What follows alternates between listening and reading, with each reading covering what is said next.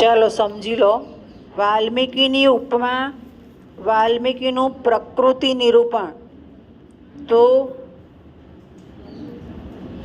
જેવી રીતે કાલિદાસને ઉપમા અલંકારમાં હથોટી છે, હથોટી એટલે સરળતાથી લખી નાખે, એવી રીતે વાલ્મીકી પણ ઉપમા અલંકાર ખૂબ જ સરસ રીતે આપે છે. હવે આ ઉપમા અલંકાર લેવું ત્યારે શેમાંથી લે છે? તો પ્રકૃતિના વિવિધ તત્વો, પ્રકૃતિને પણ એની અંદર સામેલ કરે છે. ક્યાં? તો વર્ષા ઋતુનું વર્ણન, શરદ વર્ણન, હેમંત વર્ણન, ચિત્રકૂટ પર્વતનું વર્ણન, અશોક વાટિકાનું વર્ણન, સમુદ્રનું વર્ણન.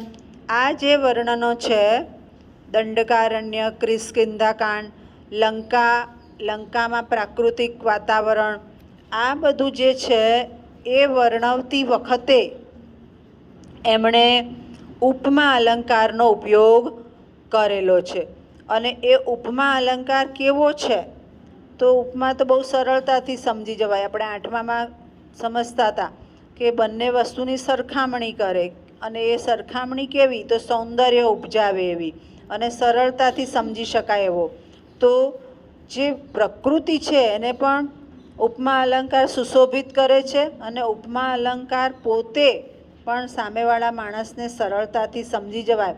જે ક્રિયા કહેવા માંગે છે, ધારે કે અશોક વાટિકાનું વર્ણન છે, હનુમાનજીનો જે પ્રવેશ છે, અને એ પ્રવેશ પછી જે પ્રાકૃતિક સૌંદર્ય બતાવ્યું છે, ત્યાં ઉપમા અલંકાર છે. અને એ ઉપમા અલંકારમાં આપણને જાણે આબેહૂબ અશોક વાટિકાનું વર્ણન મળતું હોય એવું જોવા મળે છે. સાથે સાથે ઉપમા અલંકારની સાથે એમણે પોતે વીર રસ, કરુણ રસ અને શાંત રસ પણ અંદર જળવાવો જોઈએ. ખાલી અલંકાર આપી દીધો, છંદ આપી દીધો, પણ રસ જળવાતો નથી, તો પ્રેક્ષકોને કે વાચકોને પ્રિય થશે નહીં. મુખ્યત્વે રસ કયા? તો વીર, કરુણ અને શાંત. એ રસનું માધ્યમ પણ એમણે જાળવેલું છે, કે જેથી રામાયણ પહેલાંના સમયમાં લખાયેલું છતાં આજના સમયમાં પણ એટલું લોકપ્રિય બન્યું છે. ક્યારેક એમણે શું કર્યું છે કે વૈદિક બાબતો લીધી છે. કેવી વૈદિક બાબતો? તો રામ અને ભરતના સંવાદો, તો એમાં વૈદિક બાબત છે કે ભાઈ સાથે ભાઈનો પ્રેમ રાખવો, અને સંવાદો છે એટલે સંવાદ સૂક્તને ધ્યાનમાં રાખ્યા છે. પણ પાછું ઉપમા અલંકારને રસનું માધ્યમ તો જાળવ્યું જ છે.